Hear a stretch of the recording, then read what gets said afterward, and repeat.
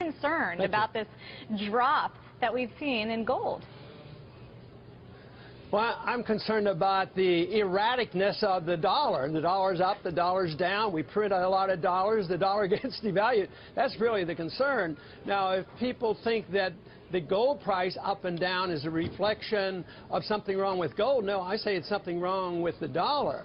Because people have been expressing a concern here these last couple months about gold, but compared to what? Compared to where gold went from when the Fed took over, when it was $20 an ounce? Yeah, compared to what has happened in the past? Yeah, but it's not necessarily. We have to talk about the stability here. To see a drop, the sharpest drop in 30 years, that actually makes the dollar's price activity recently look a little bit stable.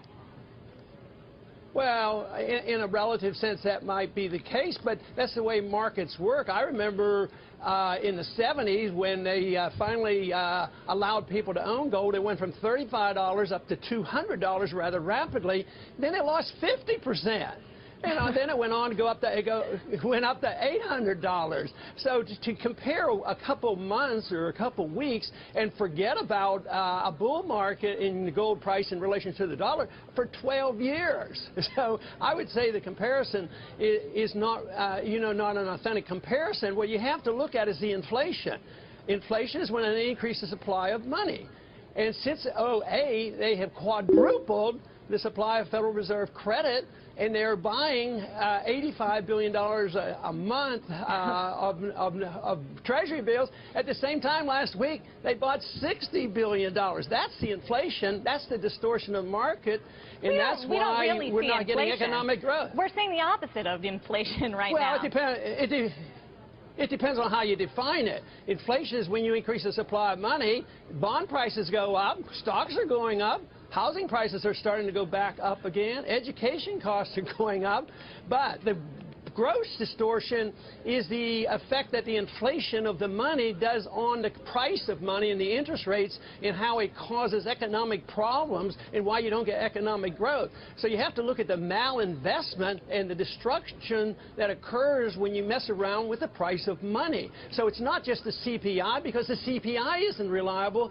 The government fudges that as well. They change the way they measure it. The free market economists say the CPI is going up about 8%. So it's a lot of deception going on out there. And just talk to somebody on retirement getting Social Security.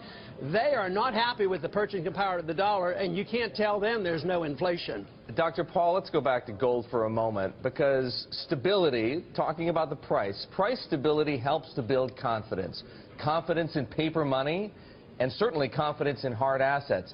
With all the speculative money that went into gold on the way up and came out of gold on the recent plunge, how do you know what the real value of gold is?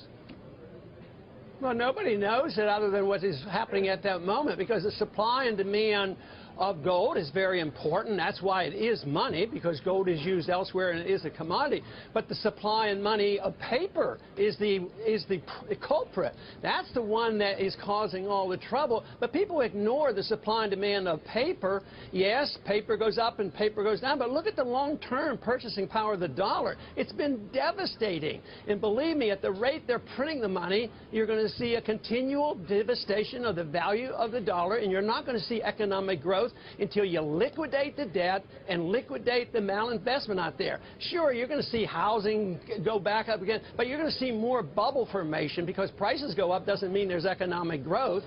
So we're a long way from the correction, mainly because they ignore the definition of inflation, and they ignore the need to liquidate debt and the need to liquidate and get rid of all the malinvestment, and this watching the stock market. Look, one good comparison would be, look at the price of stocks in gold. Although in the last couple of weeks it's changed a bit, but the price of the stock market has crashed, because you used to be able to buy the Dow with 44 ounces of gold. Now it's under 10 ounces of gold. It's probably going to go a lot lower. Dr. Paul, how can we talk about the risk of a correction in financial assets? That's what you were just discussing, the likelihood that the Fed may be creating a bubble through quantitative easing and low interest rates and priming the markets for a crash, when we've just seen something similar happen in gold. There was a correction in the gold price.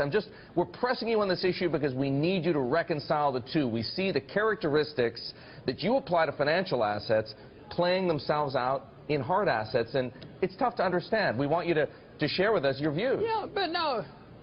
Well, I think the way gold's acting acts like a market does. You know, you get ahead of itself. There has to be correction. The amazing thing isn't the correction. The amazing thing is the biggest bull market of the century, when one commodity went up for 12 years straight. So you can't ignore that. But to say, well, there has to be an adjustment, because prices are subjectively decided by many, many factors. So you can't predict exactly where this money's going to go. Unfortunately, the money right now that the Fed creates goes into reserves, further distorting the market, further pumping up the prices of bonds, further building a bubble that will burst, because our economic growth isn't there, and we're in every bit as much trouble as Europe and as Greece. So someday there'll be a lack of confidence in our dollar, and then you're going to see the correction in the paper a lot more severe than you see the correction in the dollar-gold ratio.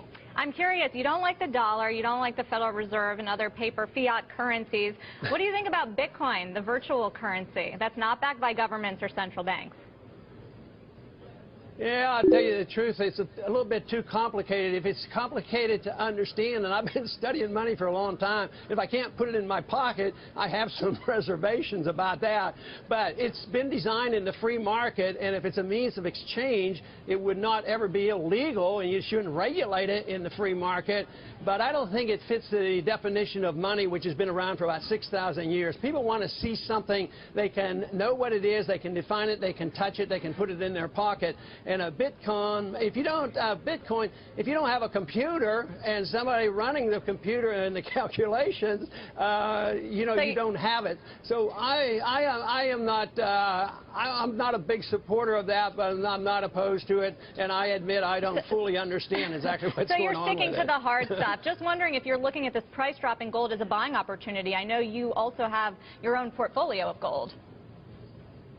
Oh, yeah, this is the time people buy. I mean, if you look at it these last few weeks, there were some pictures in the paper that were astounding. I think it was in Thailand or someplace. It was a jewelry gold shop, and they were lined up 6 rows deep, hundreds and hundreds of people buying. They're running out of silver coins right now. I bought, recently, too, because I don't like to buy when there's a lot of energy, with pushing them up. I want to see a correction. So, yes, the people who believe it is, and this is very healthy for the economy, because the speculators, the people who are in it and trading from minute to minute, they're weak holders of gold. They don't believe in gold, but they believe in helping to set the market, and they have a function to play.